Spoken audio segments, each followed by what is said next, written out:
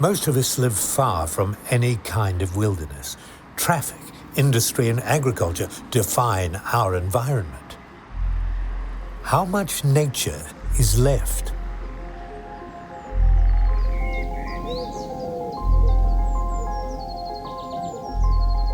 We share a home with 70,000 different species of animals, fungi and plants.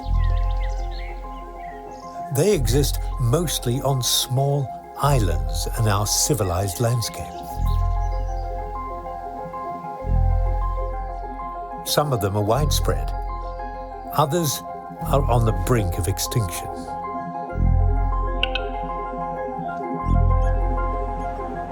Come on a journey through the true nature of Central Europe.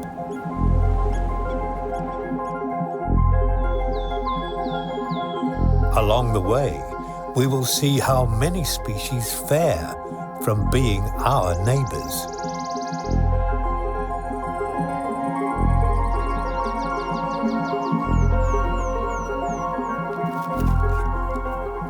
Let's celebrate the many faces of nature's magnificence.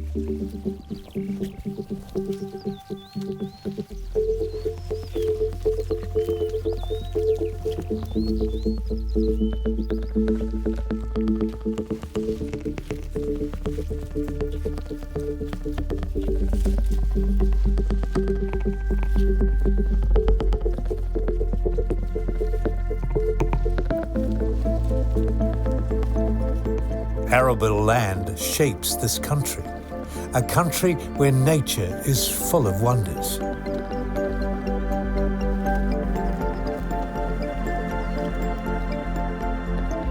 In some quiet corners, more than 300 different wild herbs develop between the crops. Plants that attract pollinators by producing bright colours and beguiling scent.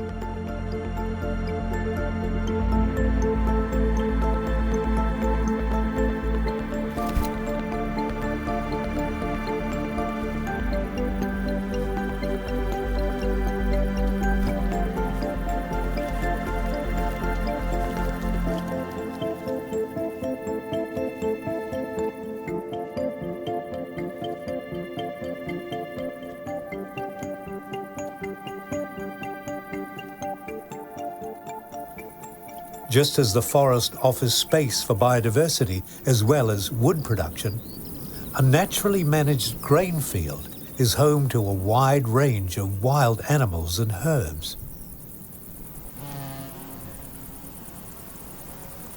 Among them can be found sensitive and rare species such as Venus looking-glass.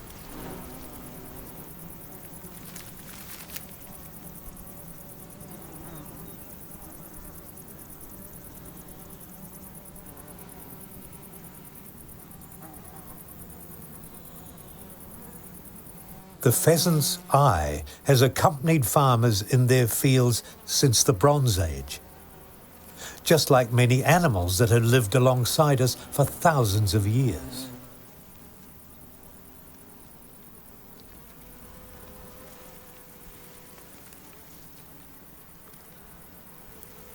Many of these wildings are allies, but some can be troublemakers out on the farm.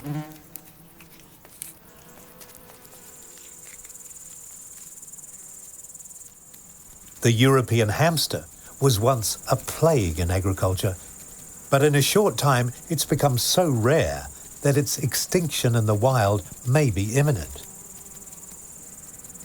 Another endangered species, quail.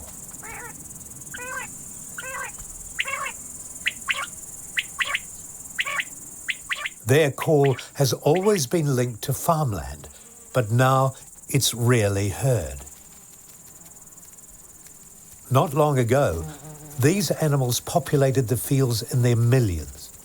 There were so many that hundreds of industrious trappers were unable to keep numbers down. So why are they suddenly disappearing? Hamsters and quail are by no means alone in this club of former commons. Here's another. Partridges.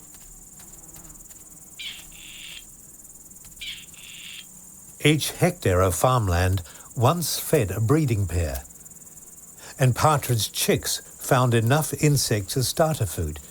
Today, barely 1 in 100 of them are left.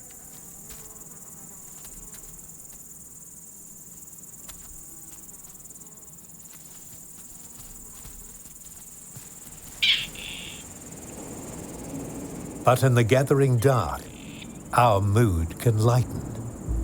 In fields and farms where nature has endured, there is magic in the air.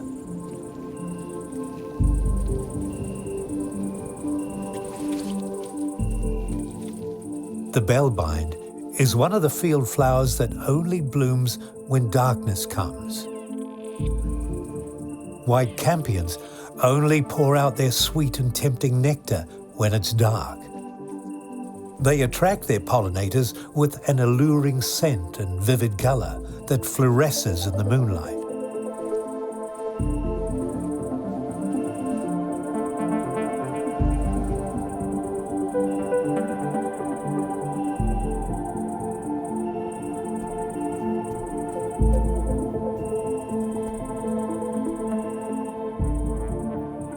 Frequent nighttime pollinators are owlet moths and hawk moths.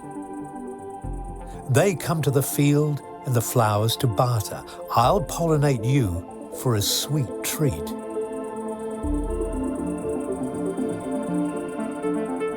At dawn, the night flowers close up tight, their insects go to rest, and all is ready for the day shift.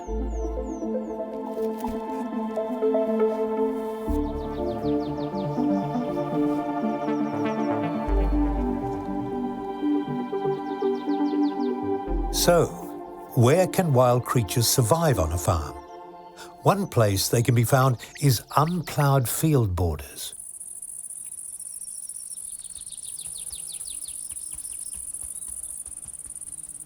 Bitten poppy blossoms indicate that special insects have their nest on the dirt track. The poppy bee lines its breeding tunnel with a wallpaper of poppy and other petals. In this way, it protects its provisions and its offspring.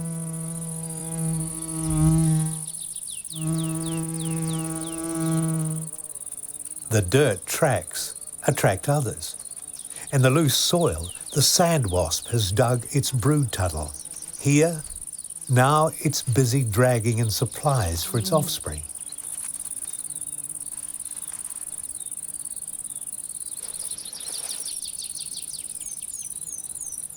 Then it moves its paralysed quarry into the underground chamber. This one caterpillar should be enough to feed its larvae until they are ready to live above ground. A blood bee checks whether a poppy bee is at home. She is, and so it departs. The poppy bee also flies off. She's after more wallpaper.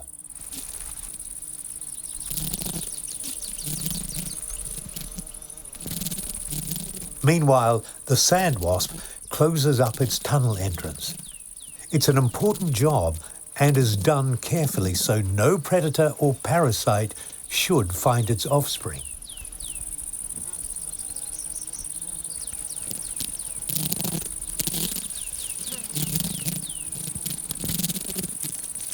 Job done? Perfect.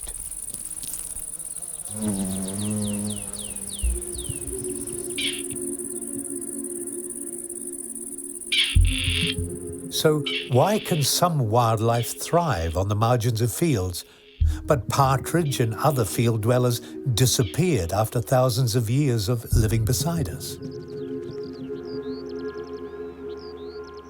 The sad truth is that in recent decades, agriculture has intensified. Farms are bigger and more mechanized. Margins and hedges where animals lived have gone to make more room for crops. And large-scale farming needs inputs like insecticides to kill pests and everything else that's not a pest.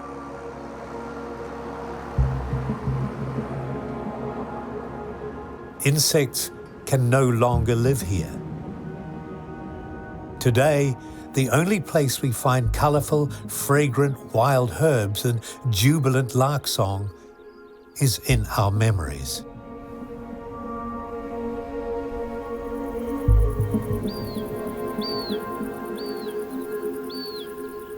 Large-scale intensive farming does not come cheap.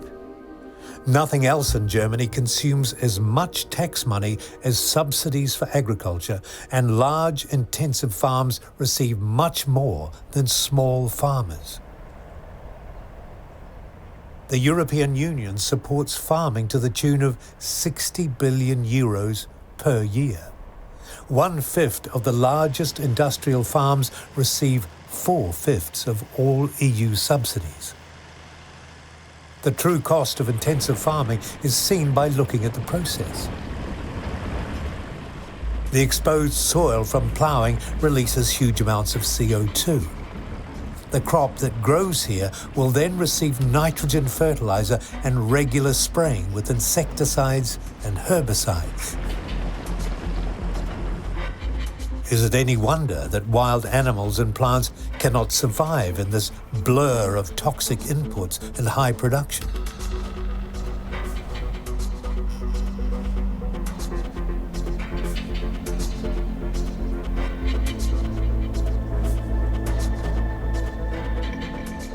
Nature-friendly farming is not rewarded, but the hostile and brutal ploughing and uprooting of entire areas of land is. The death of small farms continues, and for local nature struggling to survive, things continue to get worse.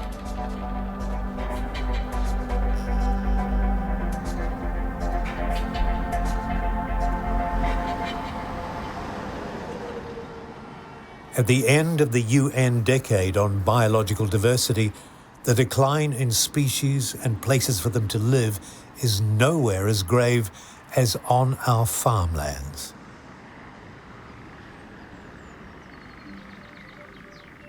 This is another habitat that we have created, yet it has fared much better. It's a welcoming and rich ecosystem, home for many species. Heathland is much more than the pink blossoming plant called broom heath. 0.2% of Germany's land area is covered with heath, heath in the broadest sense.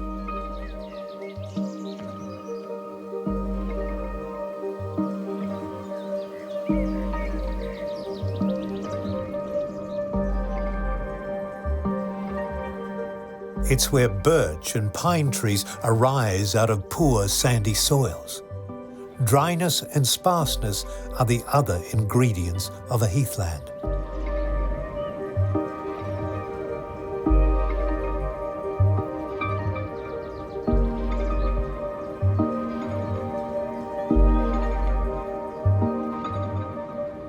But up close, Heathland reveals an unexpected suite of animals and plants.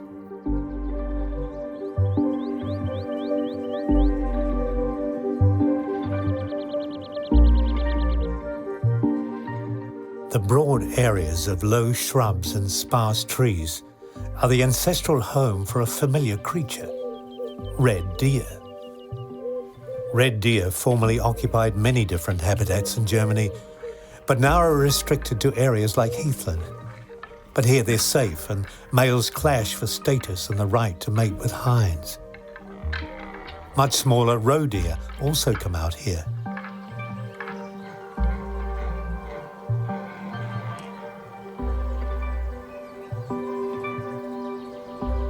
When the heather is in blossom, it lures all comers with its generous offerings of nectar.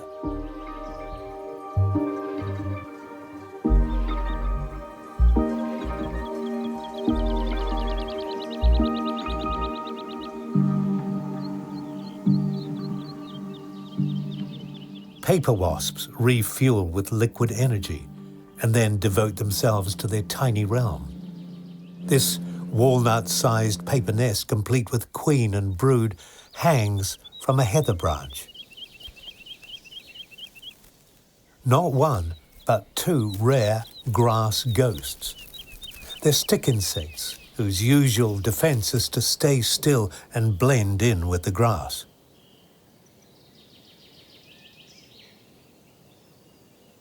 In pre-human times, many wild animals grazed across Europe. Even though we humans hunted most to extinction, some, like wild horses, survived. But European bison, or Wiesent, only just survived. Their recovery began after World War I from a few animals in zoos. Now good numbers are back, like these on Heathland near Berlin. Where bison and wild horses graze, we see how the smallest animals and plants can benefit from the largest herbivores. These wild animals live without medication of any kind. The result is that their droppings carry no worm-killing drugs, which is good news for some special insects. Perhaps the most bizarre creature is the bull-horned dung beetle.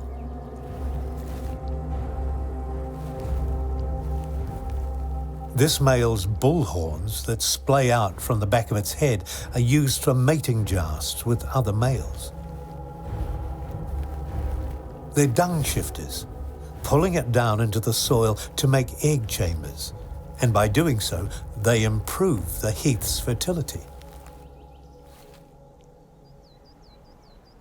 The larvae of hornet robberflies live in the soil under the manure, while their very clean parents sit up on top.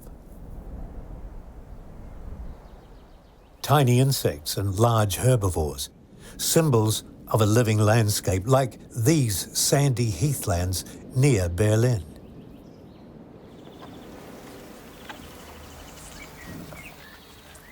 Where hooved animals are allowed to graze, insects are always common.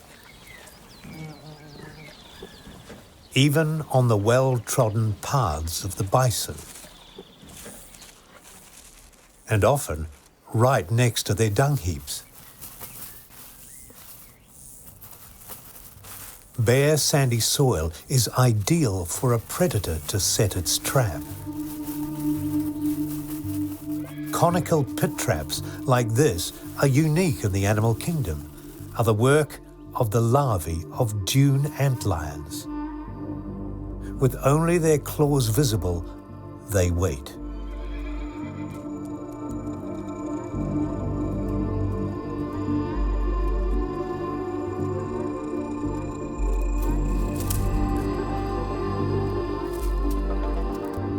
Got one.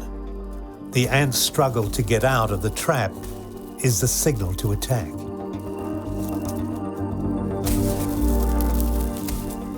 The predator flicks sand to make its struggle all but impossible.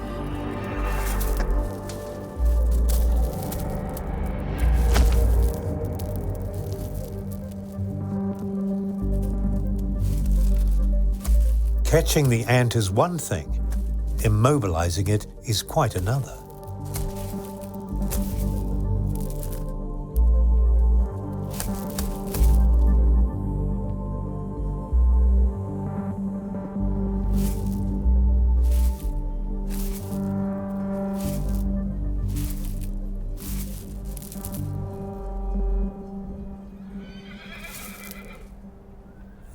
Surprisingly, the dry, sparse, blisteringly hot heath where large animals wander are very rich in species. Male club grasshoppers play the song of this landscape by vibrating their wings against their bodies. Nearby, a Bembix wasp digs its breeding tunnel into the sandy soil.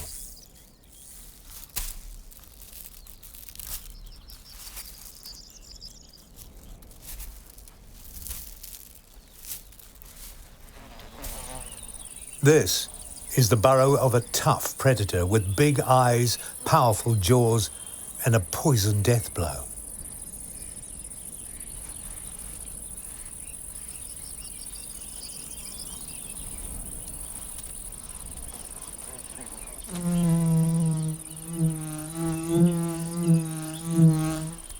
This handsome killer, the yellow-winged sphex, is a true digger wasp. Its offspring remained underground while it flies off into the heath to kill and return with prey to feed them.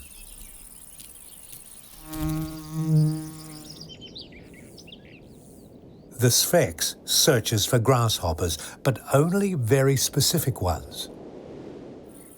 It's only interested in longhorn grasshoppers. This victim is an oak bush cricket that's already paralysed by a venom injection. At first, it drags it back to the burrow.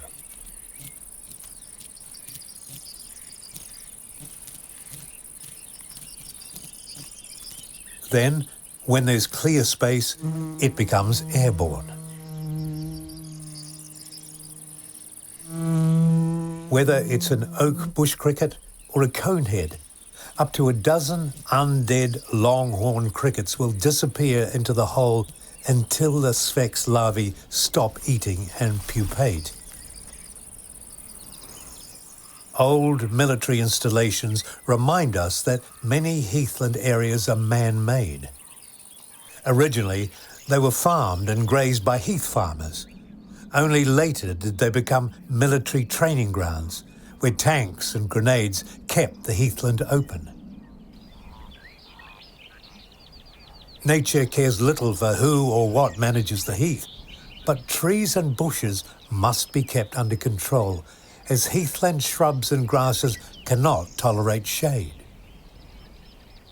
Because the ground may still contain live ammunition, former military areas are no-go zones and remain completely undisturbed. Jewels of the heathland, ladybird spiders are dryland species with an unusual lifestyle.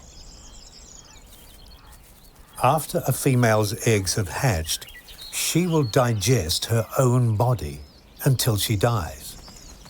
Then her body becomes food for her spiderlings.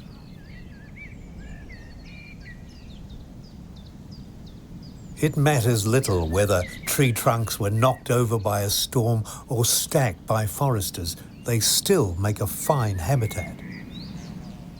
And the Brandenburg heathlands in eastern Germany are home to an increasingly rare large reptile, the emerald lizard.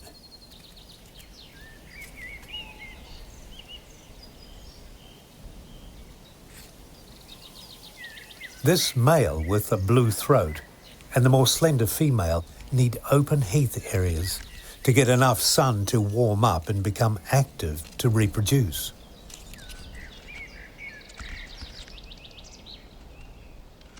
Both reptiles and their habitat are becoming rarer. Many former areas are now too shady, overgrown with trees and shrubs.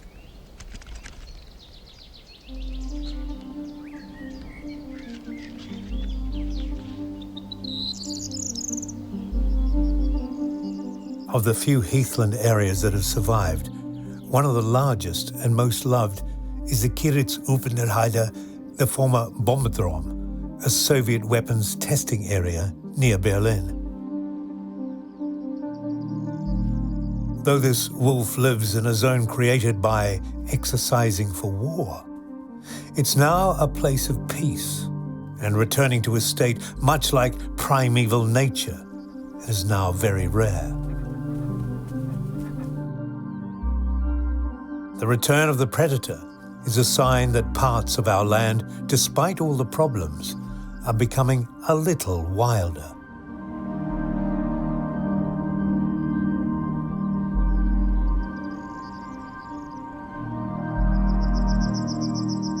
Our journey through the nature of Germany began at the southern border in the Alpine region.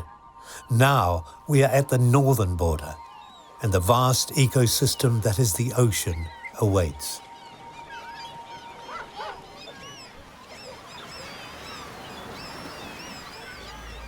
For us, the seashore is a place to relax and wind down. But the edge of the Baltic Sea is never still. The tide, pushed and pulled by moon power, is restless and marvellous.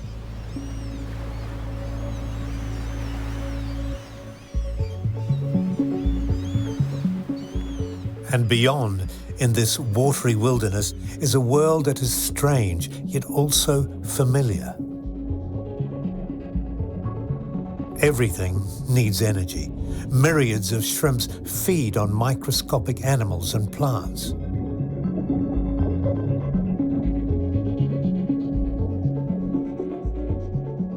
Bladderwrack and other algae, like plants on land, obtain food and energy by photosynthesis. Barnacles, small crustaceans, obtain energy by filtering microscopic plankton from the water.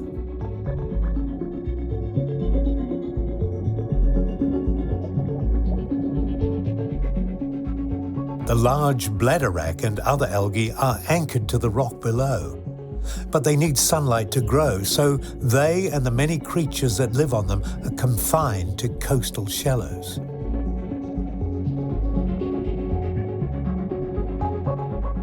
Germany's Baltic coast is close to the North Sea, part of the vast Atlantic Ocean. The proximity of a large ocean means higher salinity and more plant, animal and fish life than further east in the inner Baltic.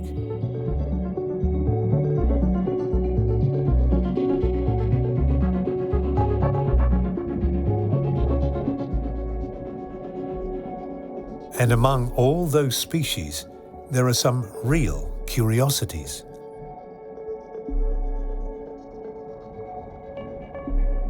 Exhibit A, this slender green object. Is it an animal or a plant? Definitely animal. It's a straight-nosed pipefish.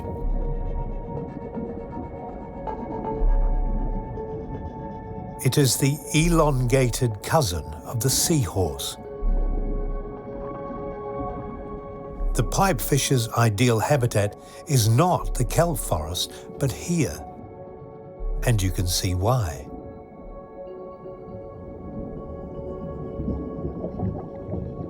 Among the stems of a native flowering seagrass, it becomes invisible to its enemies.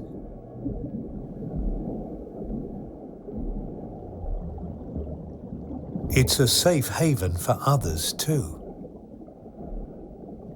The male pipefish carries a treasure in a pouch on its stomach, around 200 transparent eggs waiting to hatch and swim free. Apart from sheltering many species of fish, seagrass fields support a healthy planet. They store huge amounts of carbon, and they clean polluted water and reduce ocean acidity. But they are also under threat, so much so that many seagrass fields are now protected in safe areas.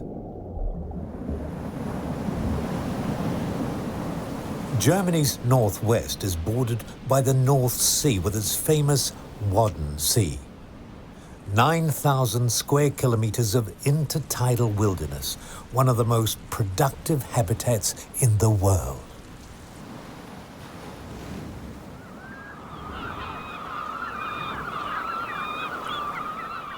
The mudflats are a welcome haven for the more than 10 million birds that stop over every spring. They rest here on their long migration flights to breeding grounds in the Arctic. Since hunting was banned, populations of some species have recovered, but others are still declining, and researchers are unsure why.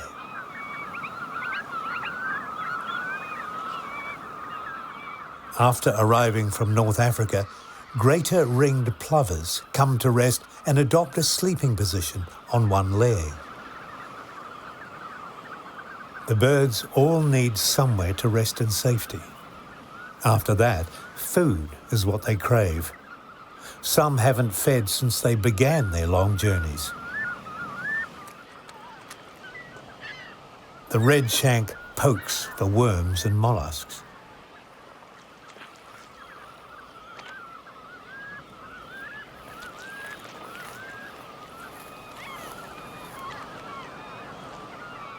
At low tide, the vast mudflats are a vast pantry open for all. The turnstone is the least fussy eater. A dead fish is as good as anything. Whereas the avocets are one of the most graceful and specialised. With their upturned beaks, they sweep the tidal flumes for small fish and crustaceans.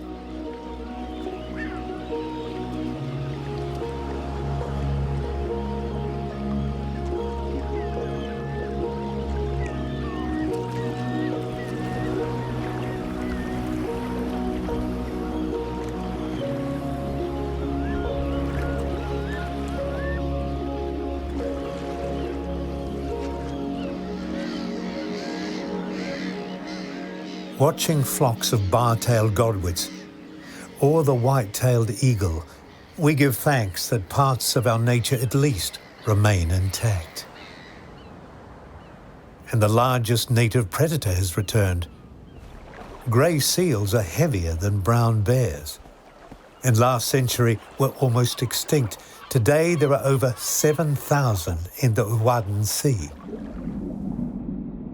Here's one reason for their return: food. Herring are considered the most common fish in the world, yet they too almost disappeared. The reason? Overfishing led to the collapse of the herring fishery in the North Sea. Now, thanks to a plan from the European community, herring is more common than it has been for a long time.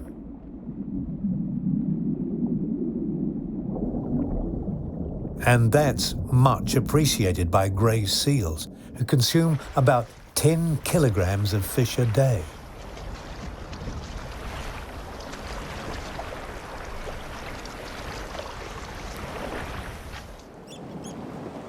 There's more good news. Another predator that lives between land and sea is back among the tide pools.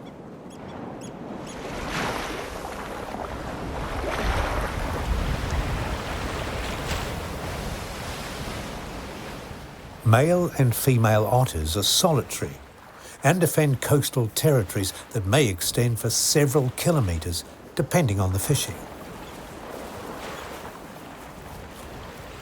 The otter's love of fish is one reason that they virtually disappeared on the coast last century. They were killed by fishermen and hunters, and in some states there was a bounty for every otter killed.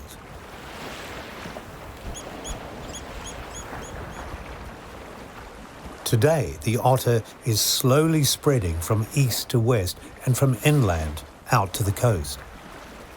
Coastal otters must have access to fresh water to clean their fur.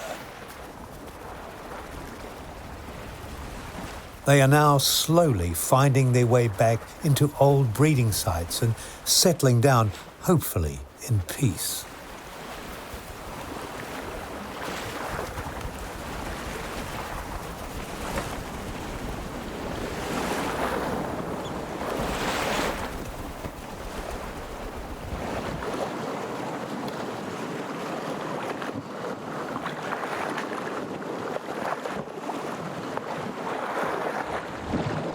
Having a coastal boundary on both the North Sea and the Baltic Sea means sharing both coasts with our European neighbours and sharing the responsibility for the health of these waters.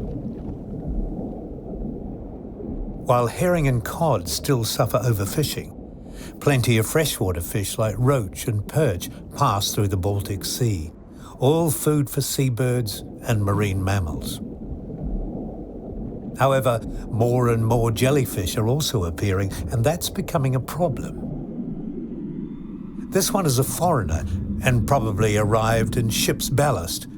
It's a ctenophore. They don't sting like most jellyfish. Their tentacles are sticky, and they feed on fish eggs, larvae and plankton, and they're spreading.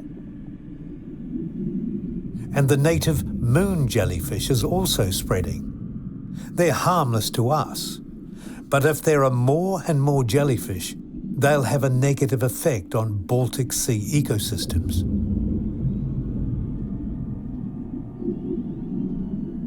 So why are these translucent creatures rising so dramatically in numbers? The answer is hardly surprising. The water of the Baltic is not only much warmer today than it used to be, but it's also much richer in nutrients. And the number one nutrient culprit, you guessed it, nitrogen.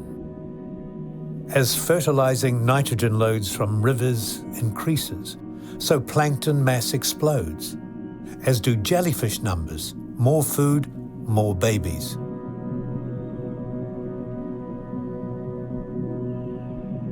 Every year, more than 200,000 tonnes of excess nitrogen enter the North and Baltic Seas, and that's just from Germany. If the amount from neighbouring countries was included, it may be double that. So what else does 500 million tonnes of fertilising nitrogen each year do to Baltic marine ecosystems? For a start, all that extra plankton makes the water dim and murky. The bladderwrack kelp receives less light, and its leaves become covered with a thick film of algae. It's the same for seagrass, and many plants die.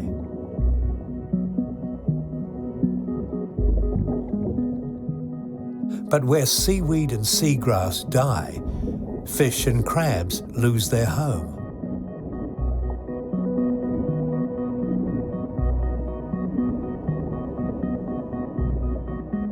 The result?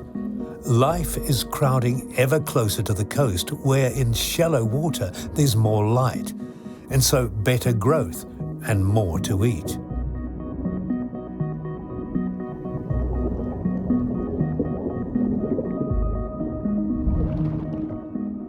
It seems that everything is on the move because of nitrogen.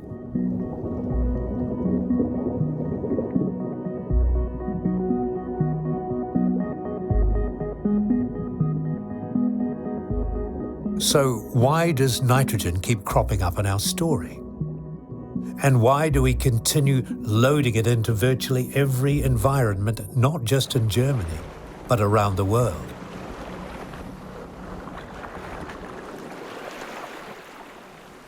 And as we end our journey, we reflect on how nitrogen has become such a devastating poison.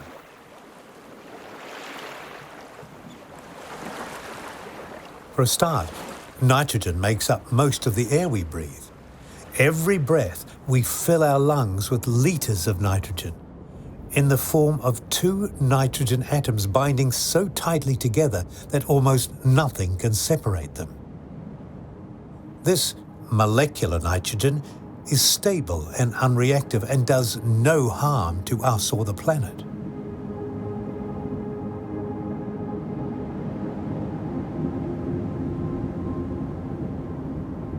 Very little of this nitrogen gas can dissolve in water.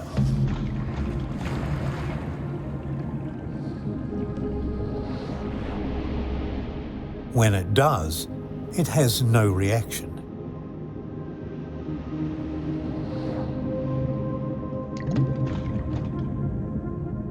But all life needs nitrogen to make proteins essential for life. How do plants get it? When nutrients are scarce, like in bogs, sundew's cunning solution is to trap and digest insects.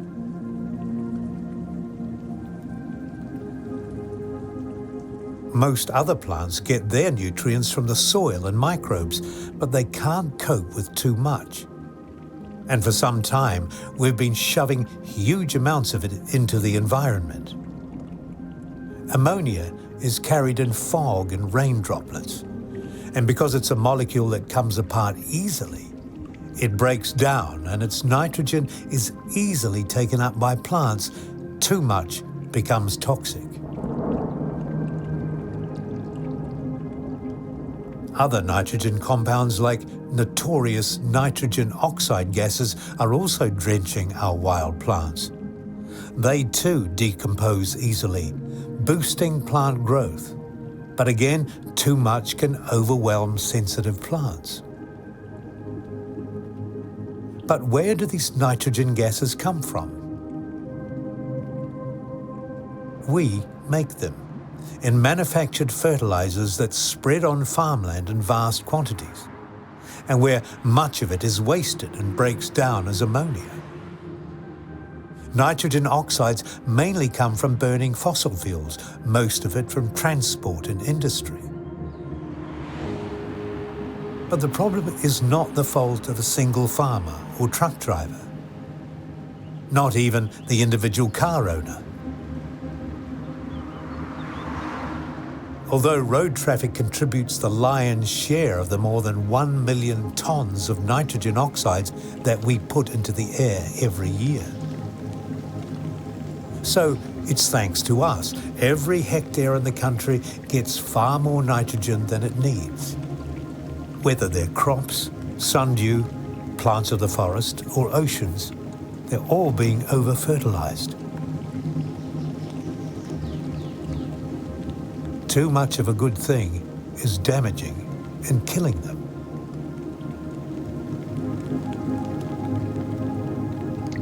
The natural world is more wonderful and more complex than we can know or understand.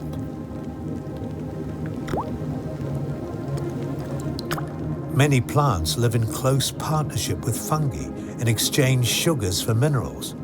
Now they're all flooded with fertilizing reactive nitrogen, even in the middle of a far-off protected area. Everything now grows a little faster, a little higher, until it can't take any more. As a result, even in strictly protected moors, orchids simply die out. And with them, also the corncrake or other sensitive species.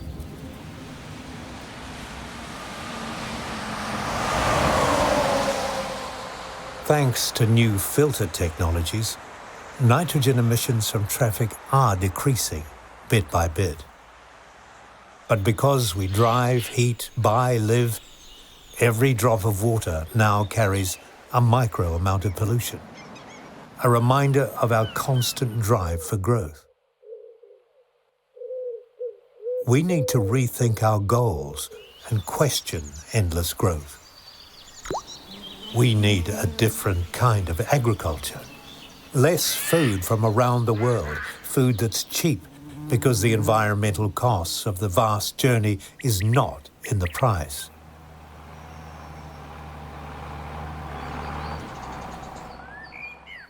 And we need to demand laws and policies that look to the future.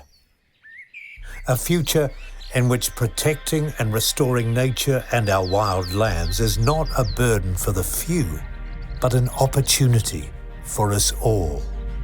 After all, what we are doing is safeguarding our planet, a home to us all.